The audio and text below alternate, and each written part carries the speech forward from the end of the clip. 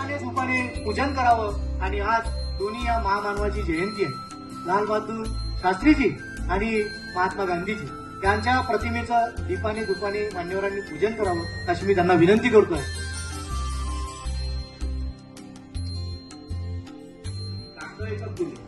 तर तुम्हाला ती वेगवेगळी योजना असल्यामुळे वेगवेगळे पेपर्स तुम्हाला द्यावे लागणार आहेत।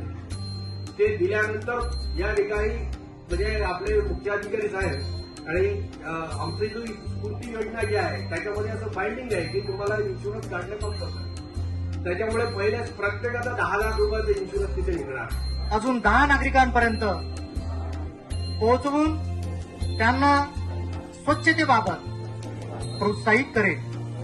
त्यांनी भारत मातेच्या स्वच्छतेसाठी वर्षातील आपले 100 तास द्यावेत म्हणून मी प्रामाणिकपणे त्यांना प्रोत्साहित करेन। मला पूर्ण विश्वास आहे की स्वच्छतेसाठी मी उचललेले प्रत्येक पाऊल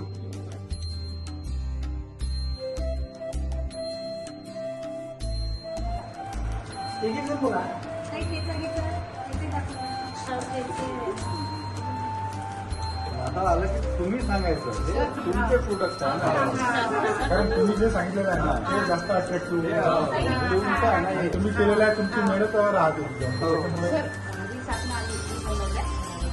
स्पेशल मध्ये त्यात फिशपॅट वगैरे टाकलं।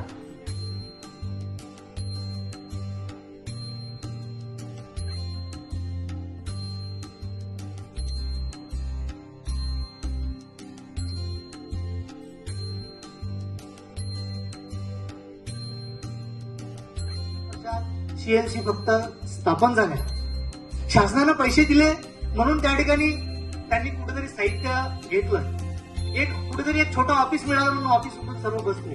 परंतु जी मोहीम आम्ही हातात घेतली पर्यटन नगरीमध्ये, ती मोहीम फार कमी ठिकाणी आणि फार एपीओनी फार कमी प्रमाणात सुरू केली। आज ही मोहीम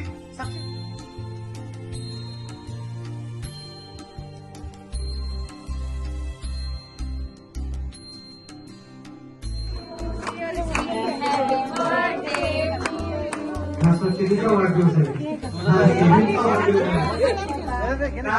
संध्याकाळी घराघरात आणावी। मार्केटिंग नव्हतं तर आता तुमच्याकडे एक शस्त्र आहे सोशल मीडिया, फेसबुक आहे, इंस्टाग्राम आहे, याचा वापर करा, तुमचा एक ब्रँड तयार करा। म्हणजे एखादं फेसबुक पेज मधून आपले राहणीमानामध्ये फरक पडत गेला, अनावश्यक गोष्टी वेस्टर्न संस्कृती आपल्यामध्ये येत गेला आणि तिथून कुठेतरी आपण आपली जी संस्कृती होती उशिरा संस्कृती ज्याला म्हणतो आपण, की जे आपलं लक्ष्मी वैभव होतं ते आपण विसरत गेलो। आणि या सगळ्या काळात